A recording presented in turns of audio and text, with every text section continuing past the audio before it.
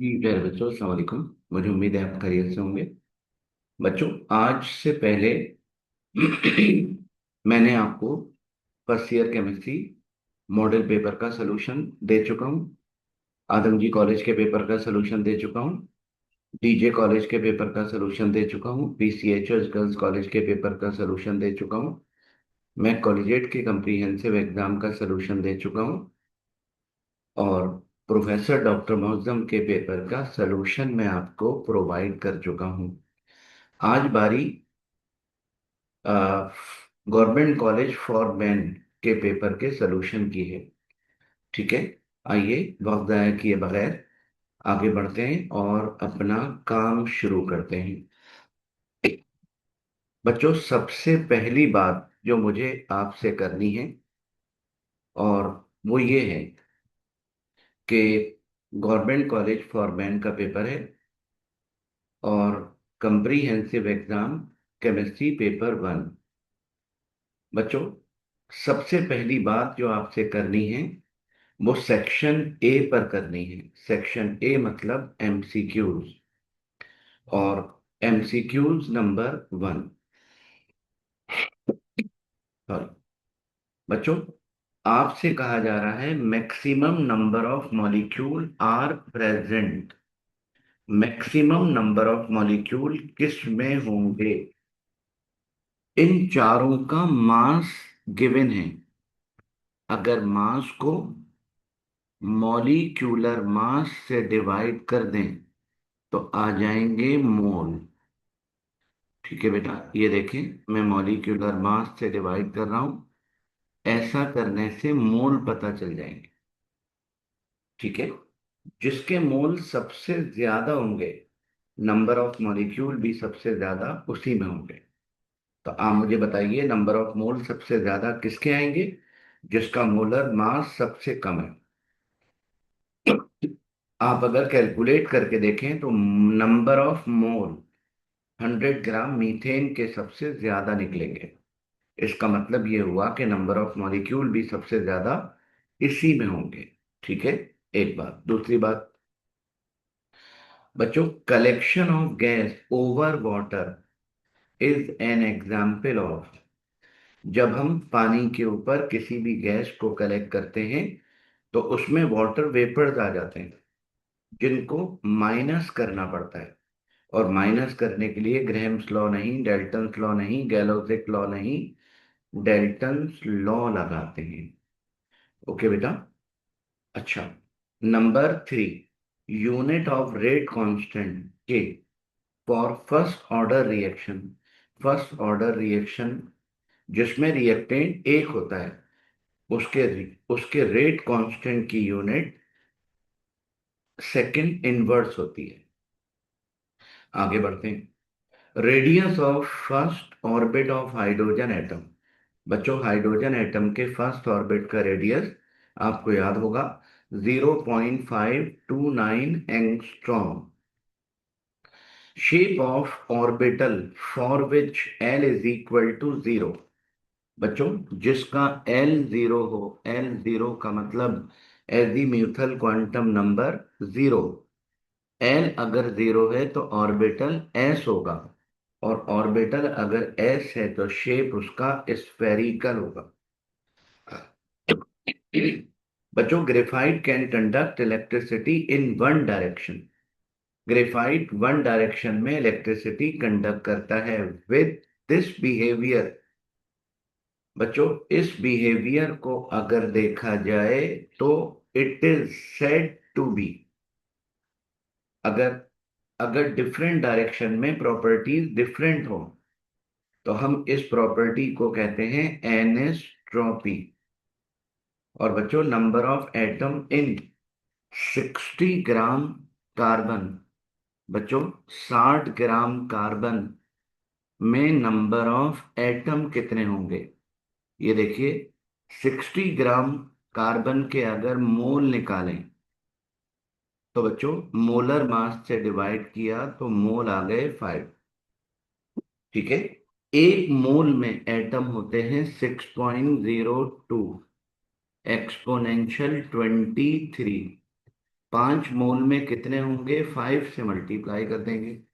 जब 5 से मल्टीप्लाई करेंगे तो आंसर आएगा 3.01 इंटू 10 पावर 24। तो 60 ग्राम कार्बन में नंबर ऑफ एटम इतने होंगे।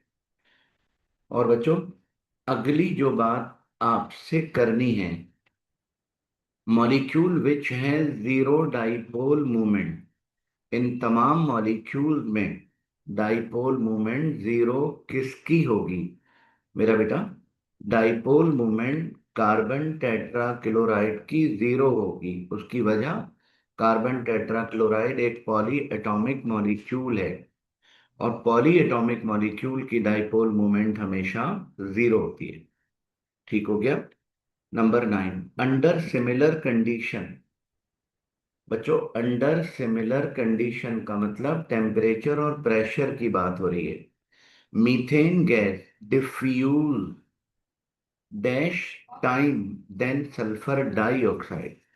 बच्चों, अगर आप रेट ऑफ डिफ्यूजन मालूम करें तो ये देखिए, तरीका ये होगा, RCH4 upon RSO2 is equal to √MSO2 upon √MCH4। ठीक है।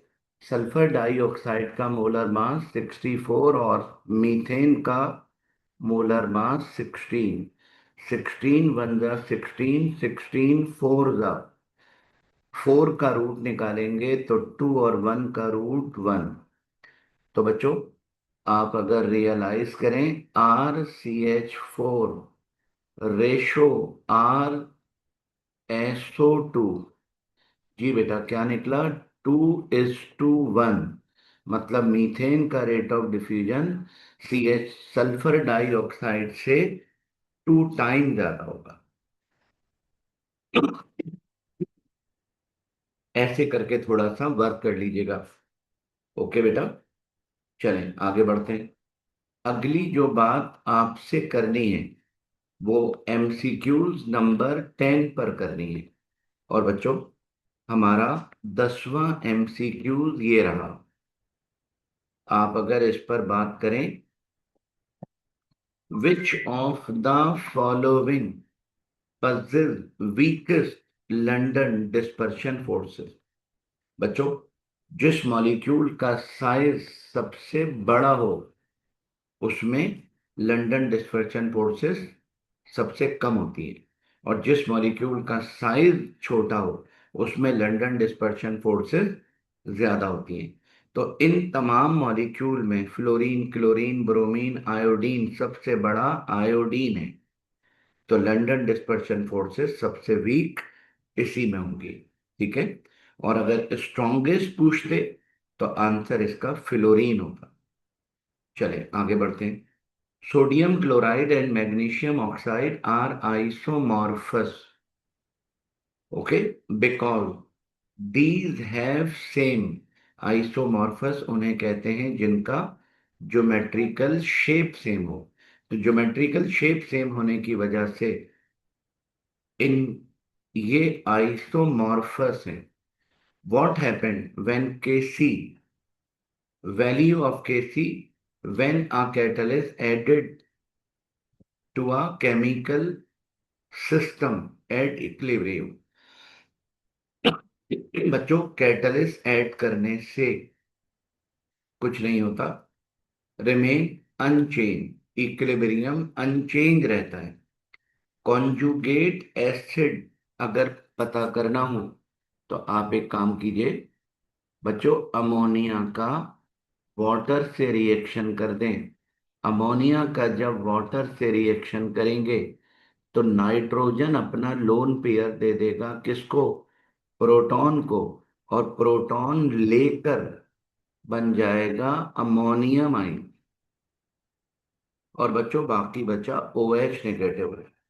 तो अमोनिया ने प्रोटॉन एक्सेप्ट किया है, तो प्रोटॉन एक्सेप्ट करने वाला बेस। अब प्रोडक्ट साइड पर आ जाइए। प्रोडक्ट साइड पर अमोनियम आइन और OH दोनों रिएक्ट करेंगे तो ये प्रोटॉन देगा, तो प्रोटॉन देने वाले को एसिड कहते हैं। तो बच्चों, अमोनिया का जो कॉन्जुगेट एसिड है वो अमोनियम आइन है। ओके, चलें अगली बात शुरू करते हैं। और अगली बात करने के लिए बच्चों, the overall order of reaction to which the rate law is R is equal to K. बच्चों, आर का मतलब rate of reaction. Rate of reaction अगर रेट कांस्टेंट के बराबर हो, ऐसा सिर्फ जीरो ऑर्डर रिएक्शन में ही होता है। ठीक है। A colloidal solution of liquid into liquid, यानी ऐसा कोलाइडल सॉल्यूशन जिसमें डिस्पर्स मीडियम भी लिक्विड हो और डिस्पर्स मटेरियल भी लिक्विड हो, ऐसे कोलाइडल सॉल्यूशन को कहते हैं emulsion. Which of the following change is not an endothermic? बच्चों, decomposition of lime एंडोथर्मिक है, क्रैकिंग ऑफ अल्केन एंडोथर्मिक है, फोटोसाइंथेसिस एंडोथर्मिक है, कंबशन ऑफ ब्यूटेन एंडोथर्मिक नहीं है बल्कि एक्सोथर्मिक है। और बात करें स्ट्रॉन्गेस्ट ऑक्सीडाइजिंग एजेंट, हर पेपर में ये एमसीक्यूज रिपीट हो रहा है।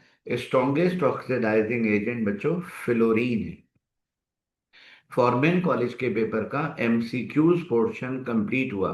अब बारी सेक्शन बी की है। और सेक्शन बी में बच्चों, सेक्शन बी में आपने क्वेश्चन नंबर 2 का part number 1, define the following, आपने इन तमाम डेफिनेशन को डिफाइन करना है।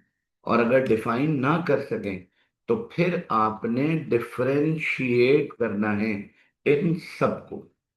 ठीक हो गया? अच्छा, ये आपका काम है, आप करेंगे। बच्चों, ये डॉक्टर मौजम के पेपर में भी था। एल्युमिनियम और क्लोरीन का जब रिएक्शन करते हैं तो एल्युमिनियम क्लोराइड बनता है। एल्युमिनियम 160 ग्राम लिया, क्लोरीन से रिएक्शन किया तो 650 ग्राम एल्युमिनियम क्लोराइड बना।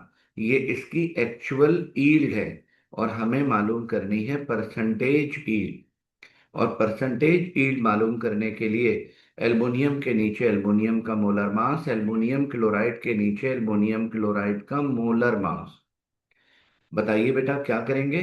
थ्योरेटिकल यील्ड मालूम करने के लिए 54 gram aluminium produce to 67 gram aluminium chloride, और 1 ग्राम से बच्चों इतना बनेगा, और 160 ग्राम से बनेगा इतना।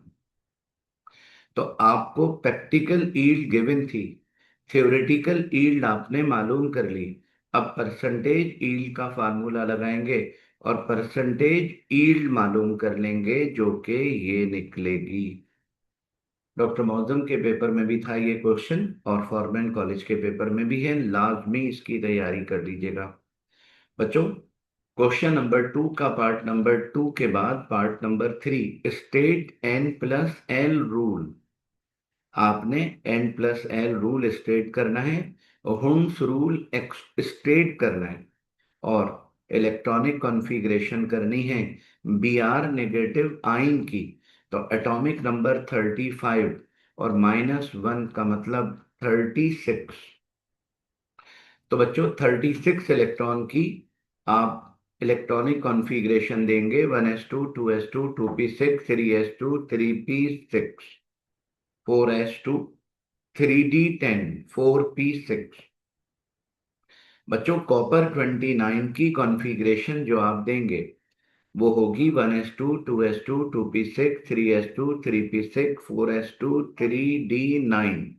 और आप ये बात जानते हो, 3d9 जब भी होगा तो कॉन्फ़िगरेशन को स्टेबल करना पड़ेगा, और कॉन्फ़िगरेशन स्टेबल करने के लिए 4s अपना एक इलेक्ट्रॉन 3d को दे देगा, और जब 3d को इलेक्ट्रॉन देगा तो 3d 10 हो जाएगा, 4s 1 हो जाएगा, और कॉपर की कॉन्फ़िगरेशन स्टेबल हो जाएगी। तो बच्चों, स्टेबल कॉन्फ़िगरेशन कॉपर की बनाने के लिए क्या करना पड़ेगा? ऐसे करके जैसे मैं लिखकर दिखा रहा हूं ऐसे लिखना पड़ेगा, 1s2 2s2 2p6 3s2 3p6। 3D10 4S1। ठीक है बेटा। एक नंबर N+L रूल का, एक नंबर हुंस रूल का, एक नंबर इसका और एक नंबर इसका, 4 नंबर का आपका ये क्वेश्चन कंप्लीट हो गया। ऐसे क्वेश्चन कोई छोड़ता नहीं है।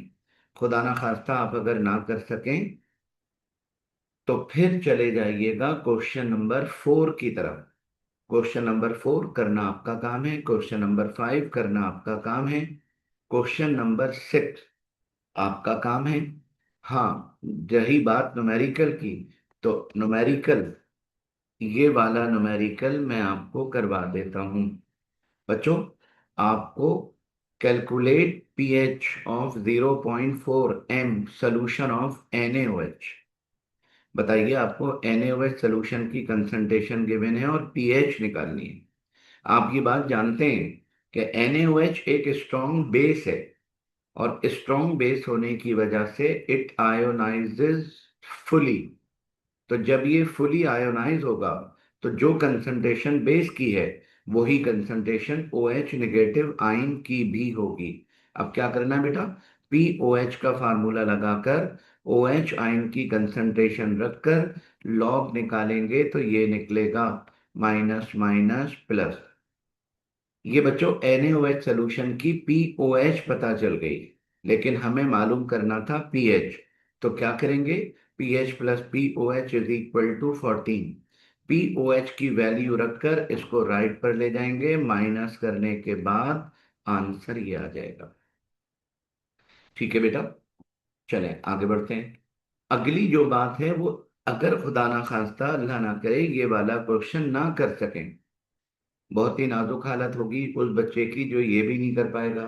अगर ये ना कर सकें तो अगली चॉइस ये है, calculate molality and mole fraction of 32% W/W NaOH aqueous solution, sorry, 32% aqueous solution of urea. तो बच्चों, आपको यूरिया का 32% एक्वस सोल्यूशन गिवन है। मोलर मास भी आपको यूरिया का गिवन है। आपने मोलैलिटी और मोल फ्रैक्शन फाइंड करना है। और बच्चों, मोलैलिटी मालूम करने के लिए 4 चीजें चाहिए होती हैं। सॉल्यूट का मास जो कि मौजूद है 32% का मतलब, 32% का मतलब ये सॉल्यूट का मास है। 100 में से इसको माइनस कर देंगे तो सॉल्वेंट का मास आ जाएगा। ये देखिए, सॉल्वेंट का मास 68 आ गया। अब क्या करना है, मोलैलिटी का फार्मूला लगाना है। सॉल्यूट के मास की जगह सॉल्यूट का मास, मोलर मास की जगह मोलर मास, 1000 की जगह 1000, मास ऑफ सॉल्वेंट की जगह मास ऑफ सॉल्वेंट। आंसर ये आया, सॉल्यूशन की मोलैलिटी पता चल गई। अब बताइए बेटा, अब क्या करेंगे मोल फ्रैक्शन निकालेंगे।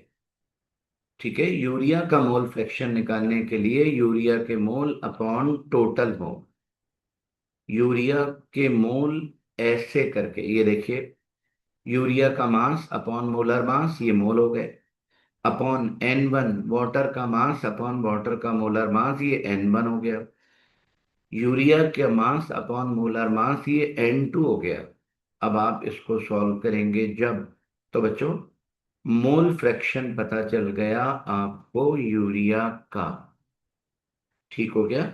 इस सवाल को ऐसे करके प्रैक्टिस में ले आइएगा। बच्चों, पार्ट नंबर 7 करना जिम्मेदारी आपकी है। पार्ट नंबर 8 मैं किए देता हूं। सॉलेबिलिटी आपको गिवन है लेड आयोडाइड की। ओके, और आपसे कह रहे हैं कि एसपी मालूम करना है, और वो भी ग्राम पर डेसीमीटर क्यूब। के एसपी गिवन है, sorry, solubility. What is the solubility, solubility निकालनी है।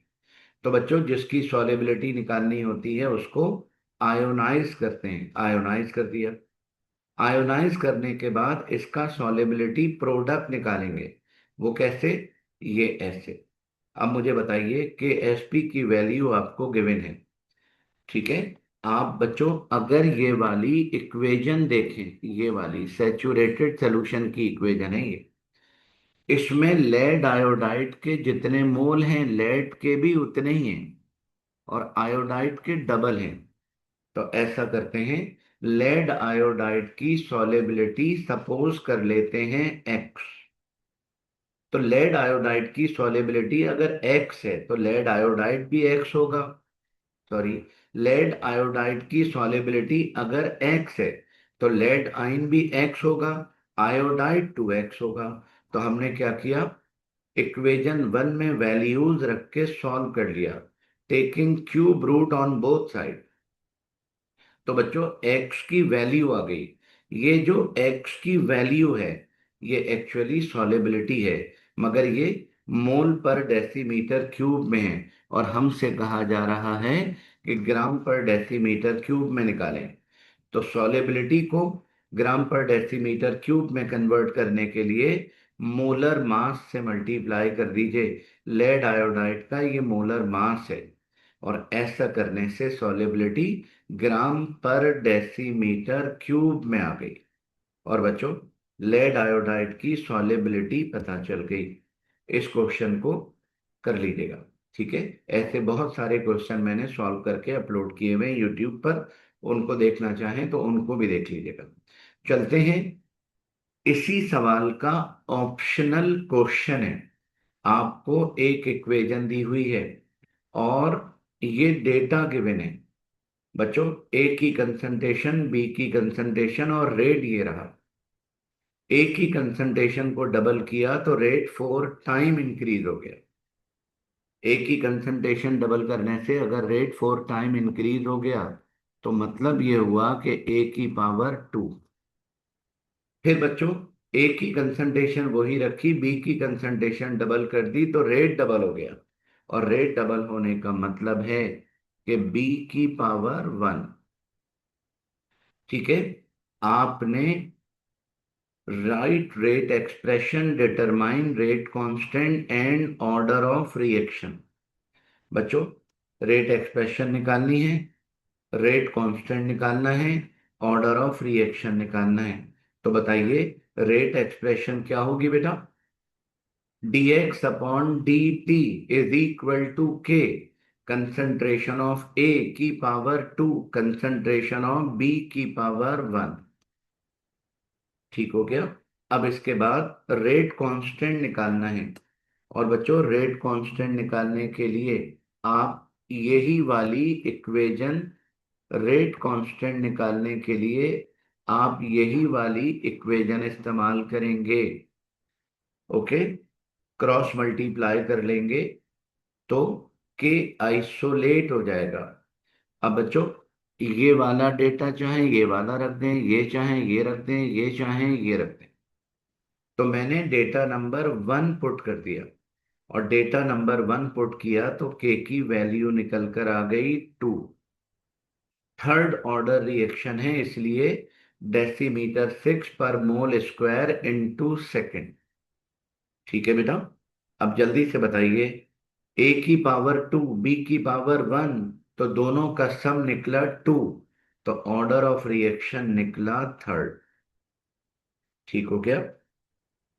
अच्छा, इसके बाद बारी है, helium take 5 second to effuse from a hole of 10 decimetre cube container. Helium के इफ्यूज होने का टाइम गिवन है, हीलियम का वॉल्यूम गिवन है। How long would it take for 10 decimetre cube oxygen? अगर ऑक्सीजन 10 डेसीमीटर क्यूब हो तो उसको इफ्यूज होने में टाइम कितना लगेगा? बच्चों, ग्रेहम्स लॉ का फार्मूला लगेगा, RHE/R O2 is equal to √MO2/√MHE। Are बराबर होता है V/T के। तो बच्चों, दोनों आर ब्रेक कर दिए, RHE को ब्रेक किया तो VHE/THE, RO2 को ब्रेक किया तो VO2/TO2। डिनोमिनेटर को रेसिप्रोकल कर दिया, ऊपर जाके उल्टा हो गया। सारी वैल्यूज रख दी, 10 से 10 कैंसिल, 4 1 4, 4 8 32। लेफ्ट साइड पर बाकी बचा TO2/5, और राइट साइड पर √8। 5 को मल्टीप्लाई कर दीजिए, ऑक्सीजन का टाइम ऑफ इफ्यूजन पता चल गया। ऐसे बहुत सारे क्वेश्चन मैंने और भी अपलोड किए हुए हैं। ठीक है बेटा। सेक्शन बी का आखिरी क्वेश्चन है, जिसमें what is the density of methane. आपको मीथेन का टेम्परेचर गिवन है, प्रेशर गिवन है और डेंसिटी मालूम करने को कह रहे हैं। बच्चों, टेम्परेचर को केल्विन में कन्वर्ट करने के बाद PV is equal to N R T. N को ब्रेक कर दिया, मास अपॉन मोलर मास।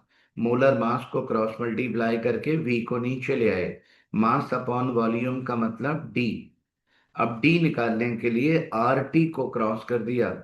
बच्चों, प्रेशर की जगह प्रेशर, मीथेन का मोलर मास 16, तमाम वैल्यूज को पुट अप कर दिया। यूं मीथेन गैस की डेंसिटी पता चल गई। ऐसे करके इसको जरूर कीजिएगा। बच्चों, क्वेश्चन नंबर 10, और क्वेश्चन नंबर 10 में आपसे कह रहे हैं हीट ऑफ फॉर्मेशन निकालनी है बेंजीन की। तरीका एक ही है, एक रिएक्टेंट कार्बन है, दूसरा रिएक्टेंट हाइड्रोजन है।